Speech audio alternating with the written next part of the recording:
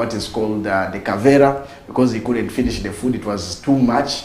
Say, let me first take this. It will be for supper and the morning tea. So that's what is there.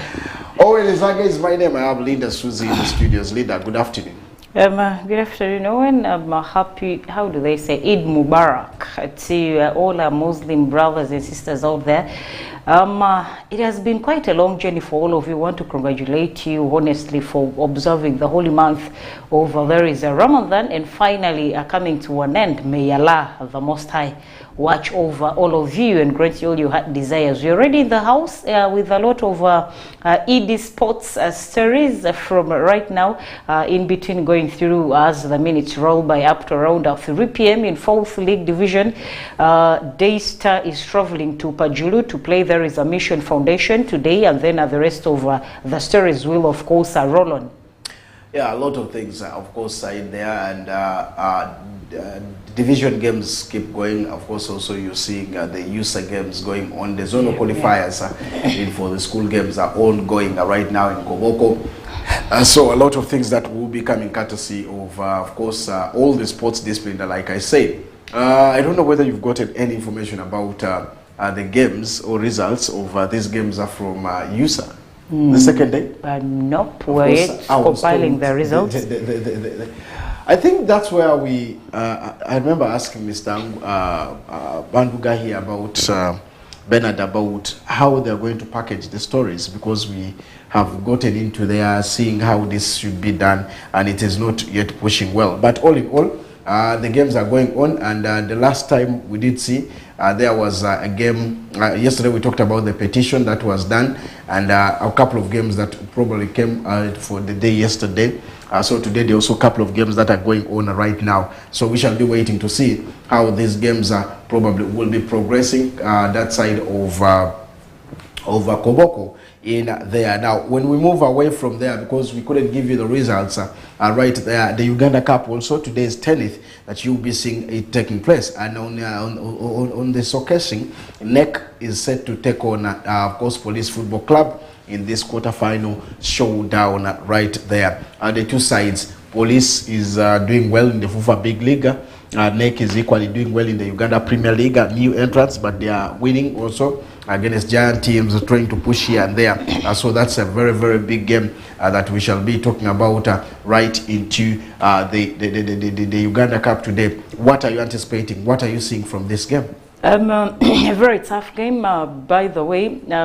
Uganda Cup has reached a very tense stage where every other person wants to really push through, and I would like to congratulate, by the way, all the teams that have come through to this current stage, because it hasn't been easy. A lot of teams started from the grassroots, but they ain't no more. Most of the clubs, even that play in the biggest style of football in Uganda, were ejected somewhere, somehow, and here we are with a few that have still remained in, that are taking part. Today's games, it will be quite sorted, and it's going to be. It's going to be, I should say, clash of titans, because look at both teams. It's quite a very tough one. And this game, by the way, I should say, there is going to be a slim win from. I have even confused which side to take upon here. All right, a very tough game, of course, it will be to say, because a couple of things that are happening in the game. This Stanbic Uganda Cup is set to kick off today at 3 p.m. and at 3 p.m. we shall be waiting to see how this would be, because the games were set in there. I know very many could maybe have not known when these games are going to be taking place. Now on 13th, you will be seeing Pajula Lion taking on Pakwachi Youngsters, and of course on the same day, Bull will be taking on Kesses here at Njeru. On Sunday, Chitara welcomes Vipers at Masindi. That's where you'll be seeing this game. Now NEC, despite being of course one of the biggest sides to say into the Star Times Uganda Premier League, they have done everything possible to see that they could be the favorites, because they're the top tier of the league. League due to that is their top flight status that they have been putting in there, according to me, which of course will be a way in there to see that they go with confidence. But they are going against a resilient Police, a football club side that is determined, of course, to capitalize on that is the home record that they have gotten, or the home advantage that has been there, and their impressive cup pedigree that has always been in when they reach the games right there. So this is one of the biggest games to say. Just like I said, NEC had of course had a brilliant season this time because they progressed well after leaving out from the FUFA Big League to Uganda Premier League. They're still keeping the resiliency and pushing in there, putting the performance brilliantly, and currently they are fifth, that is the Ugandan Premier League title race. Still they are inclusive, so that is one big thing, and collecting 40 points is not an easy thing in this elite league, or the top tier of Ugandan football. And the and if you look at the mathematics, it just shows something very little for them even to still have the goal into their hands in case they get in there. So this is one thing that they will be looking into. But on the other hand, of course, Police is sitting also on top of the FUFA Big League, where of course you see them, and they are fueled by the desire to revenge against NEC Football Club, who denied them, of course, a promotion spot in the previous season in the Start Times Uganda Premier League. So it's going to be a tough contest that will be right there. But both teams have moments, and they have shown their mettle, and that is the competition thus far that they have always kept pushing right there. With, of course, Police impressively eliminating the team like the Uganda Premier League side or outfit Bright Star, in that is the round of 16, while NEC overcame, of course, Busoga United to advance to the quarterfinals right there. So as NEC braces for that is their moment in there for the first ever appearance in that is the Uganda Cup quarterfinals. Police will rely on that is their experience and determination to, of course, advance further in the competition. Of course, having lost that is the final stage in last year's Uganda Cup against Viper Sports Club. So it shows you how exactly the two sides will be, and of course where the two sides lie. But all in all, you can also be part of giving your predictions on our Facebook, on our YouTube, or the social handles, so that you be part of the show right there. And that is right now what the two sides will be basing on. So we're expecting a game of high intensity, a game of high profile, a game of course, tough, good teams who are all in the top, and of course the top 10 in their different leagues right there, with Police leading, probably wanting also to get promotions into that is the Start Time Uganda Premier League Camp 2024-2025 season that will be coming right there. So a very big one, and of course moments are coming soon for everyone to talk about this game. What's your prediction? What do you think the results will be like when Police takes on NEC at Kavumba Recreational Center? We will be part of that is reading your messages and reading your comments on that comment box, because your prediction also will be very, very important. Today is the 10th of April 2024. Now with the Pajule Lions that are also set to play on Saturday against Pakwachi Youngsters, so that will also be another game to say, probably with high intensity. But of course, I believe more will be talked about this game in the coming days, because we are just on the third day of the week, which is a Wednesday that is coming through right there. All right, when we will move away from that side, let's look at what exactly we can push in there as one of the KCCA's player. He is called former, of course, Ali Mwerisu Ramadan. This guy has joined a side in what is called in England, but of course a non-division team called Square Gates in there. This is where he's going to be playing. He has joined, but of course that name of saying that he's in England adds something to somebody's books, because one, the environment there is so different, the facilities are very different. A non-league club may be better than us here who are in the league in Uganda, or the facilities. So what will this add, or what impact will this have to a player like Moeris? I think it's quite a very good add-on to there is his CV. Every other player, by the way, by the time someone is going into football, at the end of the day, all they are wishing for is playing maybe outside their own country, playing for a bigger club, or playing for a prestigious club here and there and all that. So basically, once you, of course, once you a hard worker and you have all the passion and zeal, resilience and all that, trust me, one day, one time, your dreams are basically will come true, just like for this gentleman, former KCA player, there has gotten himself to cross over the borders to play in for an international club, I should say, for the fact that it's outside Uganda. And I think every other player that would wish to go out should borrow a leaf from him. Work hard, always maintain your fitness, be disciplined. Trust me, one day, one time, all your hard work will pay. And it is a plus for him and a good add-on to there is his CVs. Yeah, it's a very big one. Of course, we shall be waiting to see what exactly he can add into from that is the diaspora where he is and coming back here. Can he have some change in there? Because most of the times, I believe, when you go out, you need to come back with at least a form that should give you uniqueness or difference with the people who have been in your country right there. So, KCC Academy graduate, he was a graduate. He of course left that is later in June, but has now previously was playing, by the way, in Spanish side, that is Villa Joyoyas Sports Club, and that is the short stint. And of course Squares Gate under 23 have now acquired him from KCC. He has moved in there, I think a very good one, because the graduates are doing so perfectly well to see that the team progresses to where exactly they need to move, but they are in a way that they want to put. Now, in a statement that came out saying that, of course, they are pleased to confirm that they have added the goalkeeper Ali Mueris Ramadan to that is their first team with, of course, the young goalkeeper impressing for that is under 23s and in the Global Football Network program. And of course, the club announced this on Monday. We just got this information also to see that we give you right there information about this. I think it's a plus for him because it will mean a lot for him in the coming future. Now, when we leave that there, Villa Vipers was a game that we talked about, which probably could see do or die, and indeed the game ended in a stall as Vipers couldn't really be able to pick that win against Sports Club Villa at Wankulukuku. We talked about this game intense, but this time round, what could have helped Vipers, what could have helped Villa? I think Vipers and Villa, but for Villa, it was basically their goalkeeper. There is a Dokrach or Wokrach, something like that.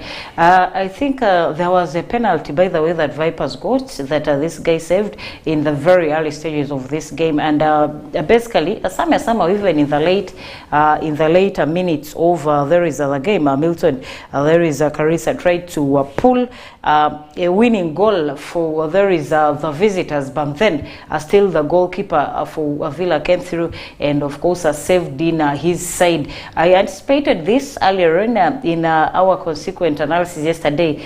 Probably if we can dive back into the memory lane, I was like, yeah, this is going to be a draw because it was very tense and every other person is looking, every other club was looking into, of course, getting in a better position. There is the certain Guinean Premier League table standings in there.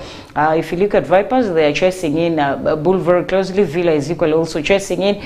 I have Bull for them, they are chasing in Chitara. I think they only now have a point gap of one, about 43-44, something of that sort. So basically, this game yesterday, to me, a plus was for there is the goalkeeper of Villa. Unless otherwise, if he wasn't that solid in his department, trust me, the visitors would collecting all the 3 points from Wankulukuku and come back with it to St. Mary's Chitende. But then he tried to see to it that they shared in the spoils and missed in the 2 points each after sharing in the 1-1. Yeah, it's a very big one, of course, a barren draw that saw that the team couldn't really progress. Now, the difference between number 1 and number 5 is 4 points. A gap that is, of course, separating them right there, which means a very big one. And this follows a hugely contested barren draw that happened yesterday between Vipers and, of course, Villa. You would be seeing that this game had a lot of performers, including Alan Okello, who is back, of course, on his form. The result also left the third team with, of course, 42 points after that is 22 games that they have played in their 1 and 2. Probably points drift to that is second place Bull Football Club, and of course the leaders Chitara respectively, with that is the later pair playing, of course, one game more in that is the game. So we shall be waiting to see how that would be. But after, of course, playing a tight game, you will see that Villa will remain. Villa remains fourth with 41 points, and of course just 3 points apex right there off the apex, and they will be looking forward to see that they can get through to what exactly it is.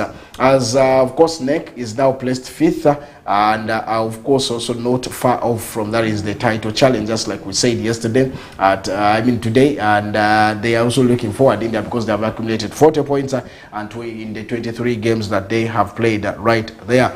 Meanwhile, on the same evening at Wankulukuku, the Venoms and the Jogos were evenly poised, with, of course, both sides are creating a decent display, decent chances. Of course, a couple of things, but of course the two tacticians played the best, or used the best tactics to manage the game yesterday. But of course, to grab a goal was all in vain. So Villa couldn't really make it there. And Villa's best chance came through, that is Umar Lutalo, who of course had a free kick in the 85th minute, but of course this was also brilliantly denied by Jack Kumakech, who saved the ball away, not to make sure that this got them in there. For Vipers, it was through that is the substitute Faizo Tumine, and of course Eunice Sentamu, who missed from that is a touch each from that is the break and the deadlock. That still meant a very big one in the dying minutes of the match. So it's so tough, and the first half saw them pull at least a lot through. That is Issa Mubiru, and of course Eric Kambale, and not forgetting Milton Karisa, who tried so much to threaten, but still no way was what Jack Kumakech had to put in there. So the display was very interesting, and we are waiting in there. After the draw, Villa will, of course, Vipers will return to league, or that is 19th against the table leaders. I'm talking about Chitara. That game will be in Masindi, while Villa will also entertain Soltilo Bright Stars FC 2 days later, right there. So contest and purpose, and of course race for the top table still continues. If you look at the table standings for, of course, the sometimes you're going to Premier League, you literally see that from position number 5 upwards to position number 1 is only a point gap of 1. Position number 5, of course, is NEC 40. And then 4 has Villa that has of course 41, and then Vipers has 42, Bull 43, and then Chitara 44. So it's quite a very stiff one. Every other person is fighting neck to neck to literally see that they chase in position number 1 up there and win the gong at the end of the season. So basically, it's quite a very tight one. It's a very stiff race that every other person is running into. These are the top 5. And of course, KCA has literally also improved. They sit slightly behind. There is a NEC, but look at how the season started for them. So every other person in there is a potential candidate, by the way, to finish the season in a position number 1. A very stiff race that it is. Yeah, it's stiff, but 60 million is what, of course, the winner takes, and you should be knowing that very, very well.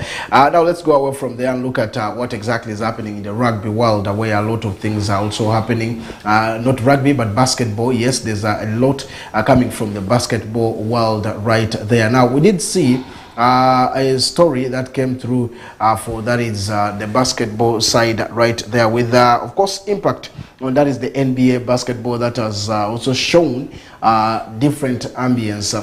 First of all, JK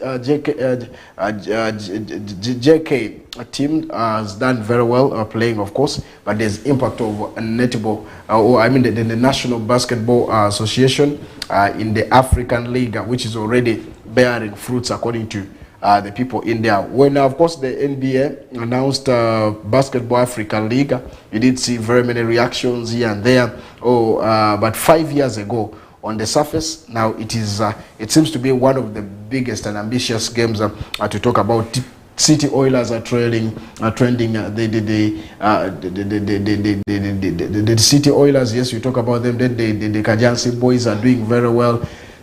Jaguars, they're all doing very well, and this has of course improved a lot into that is the world of sports. Now, Susie, if you look at all these sports disciplines, you would see that things are going on very, very well. Yesterday, you did see a lot that was said, but today you'll also see that games are coming in from this, because there's going to be KIU, the Titans, seeking for redemption against JT Jaguars. That game will also be one of the biggest one at 7 p.m. at that is a very big ground, and you have that will be at 9 p.m. Then for UPDF Lady, of course, Tomahawks will be taking on Lady the JK Ladies, of course, Dolphins. That game will be at 7. So it's a tough game, as of course the KI Titans seek to make amends as they face off Jaguar in these promises. One big thing that people have not followed is this, and we're talking about the games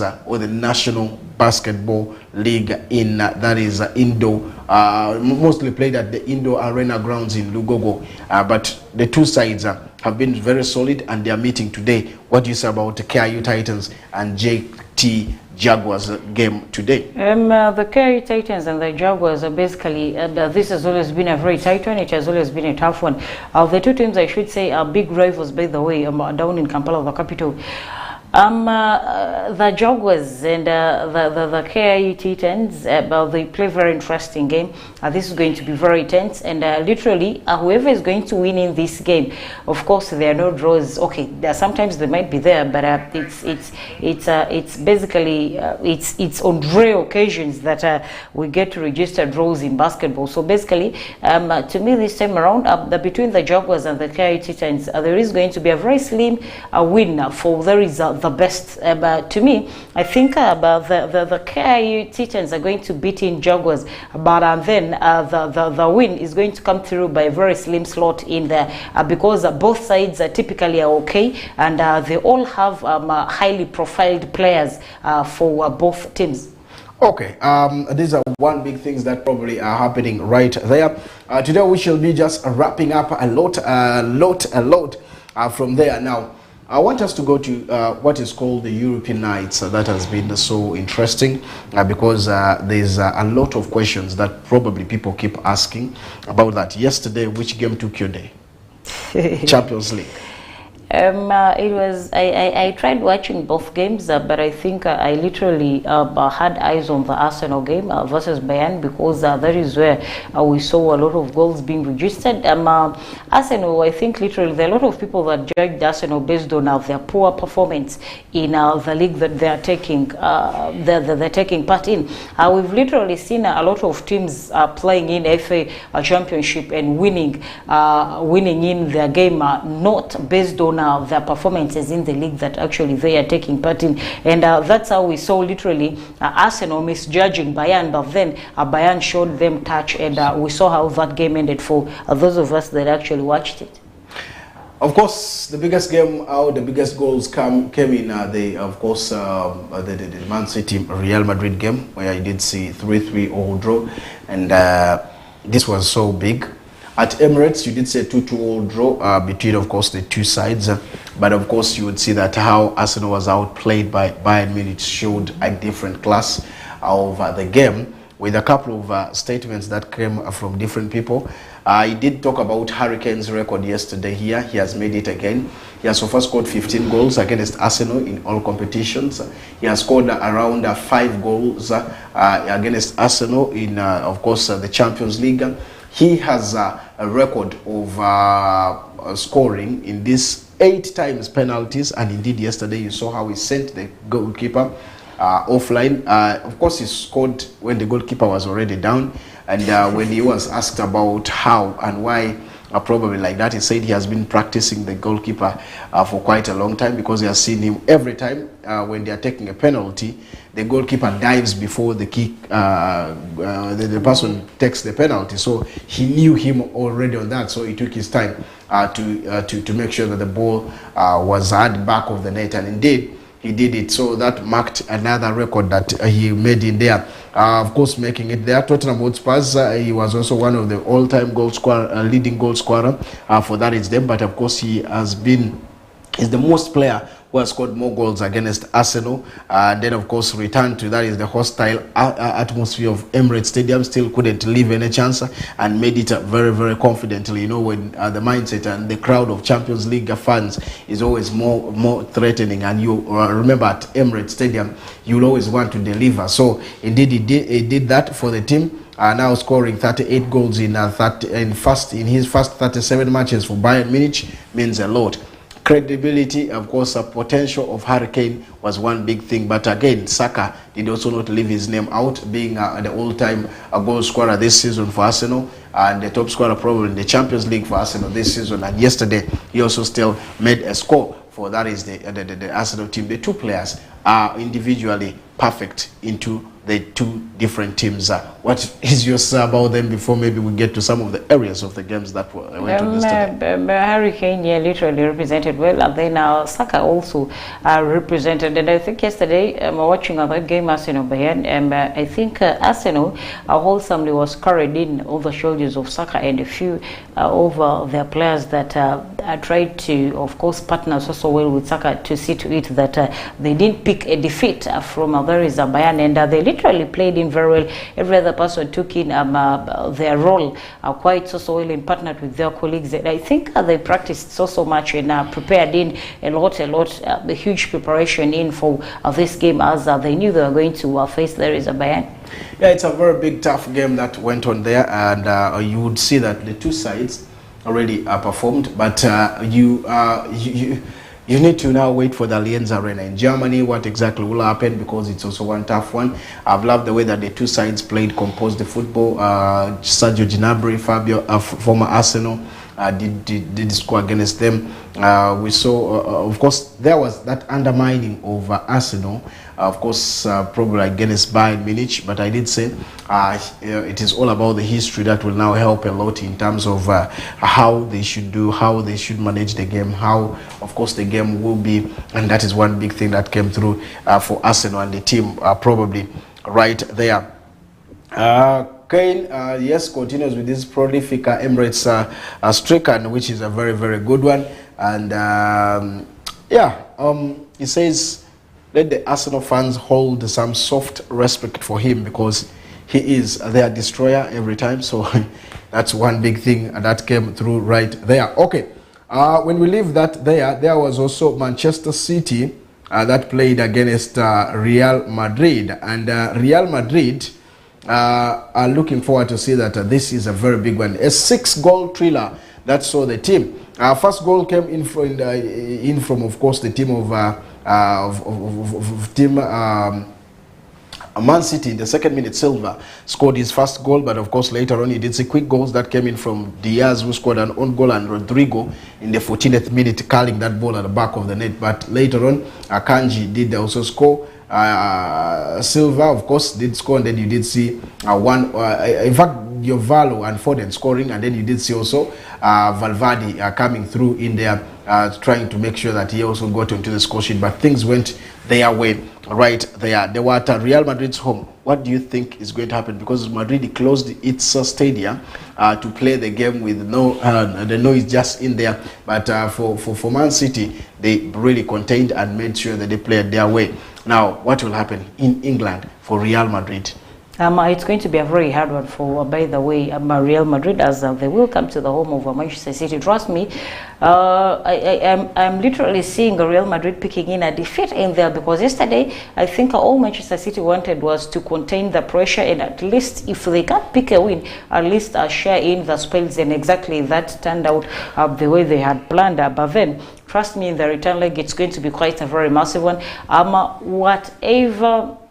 Whatever plans Real Madrid had yesterday to close in their stadium, it's known to them, and I think FIFA granted in that. So trust me, on the return, as they will come to England, they will, to me, they're going to swallow in some goals and walk away with defeat. Of course, now that's what exactly happened. But of course, interesting game. The two I just said yesterday, you're going to enjoy a game from the two tacticians who know what exactly Champions League is all about. So we shall be waiting to see what exactly comes right there. The two sides are of course, Pep Guardiola and Carlo Ancelotti, they had everything possible to make sure that that went in there. Let's look at what exactly will be happening today in the Champions League, where, of course, you'll be seeing the team of course, the team of Atletico Madrid taking on Borussia Dortmund. Already 7 hours to go, and then you will be seeing them getting in. Then there's PSG that will also be tussling out against Barcelona. Which is your game over the night tonight? I think I went to catch a PSG Barcelona. That's going to be quite a very interesting game to catch, by the way. Some brilliant performance that will be displayed, tiki-taka, some fast-moving football that basically will be displayed in there. But if you look at Barcelona right now, trust me, Barcelona is sinking slowly by slowly. Although it's not quite seen, they are not the Barcelona that we knew those days when we were growing. That at the mention of Barcelona, it quite rings a bell in your head. These days, currently, I really see the form of Barcelona dropping, but it would be quite a very good on watching them up against PSG. It's a tough game that will be coming right there, because you'll be seeing that the team of Barcelona adding in spice of the play that you could be seeing, but PSG is that attacking team that, of course, loves running up front with the ball. So always you coming defensive would be a challenge probably for them. But all in all, let's see who probably could be missing in these games. Let's start with Atletico, Borussia Dortmund. It's also a good game. Diego Simeone has been one of the key talks of of the coaches, but things do not work for him. He goes up to where exactly you think he should reach, he does and does not, of course, penetrate through. So it's one big thing to talk about. It is always his 5-3-2 formation that he loves using, and you could be seeing him use that again. As for 4-2-3-1 formation that has always been used by, that is Edin Terzic, who is the current head coach of team Borussia Dortmund. But of course, names like Paulo Hermoso, Depay, and Vitolo will be missing into the team of that is Atletico Madrid, as of course Basebani and not forgetting Malani will be missing for the team of Borussia Dortmund. That means you could see the Sanchos coming to the game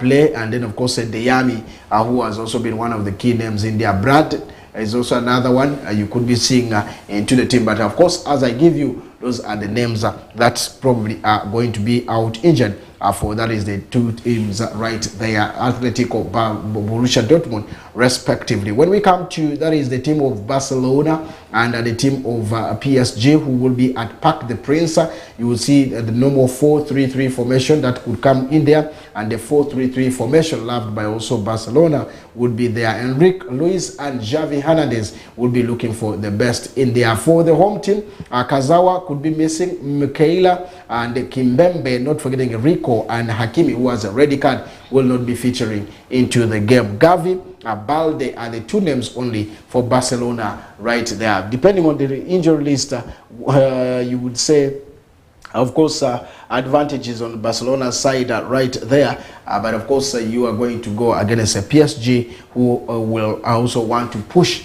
things their way in there. So let's wait and see how this would be, and probably ask for what you could be expecting. Internationally, there's transfer stories going on.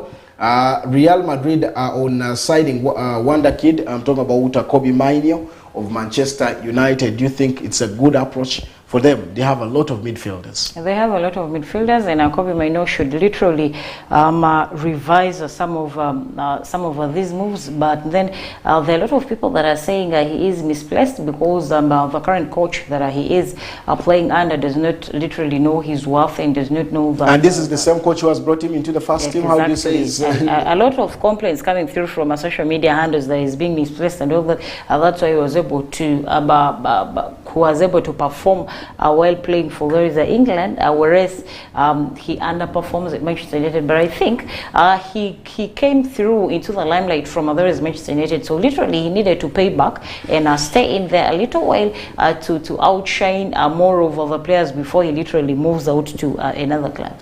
In elsewhere, Arsenal are also looking forward to see that they still match on that is Manchester United race for that is Brazilian midfielder, who of course is called João Gomes from Wolverhampton Wanderers. They want to snatch him right there. Now those are some of the big bigger talks of the day today. Liverpool could also sell attacker amidst the interest. I'm talking about Diaz.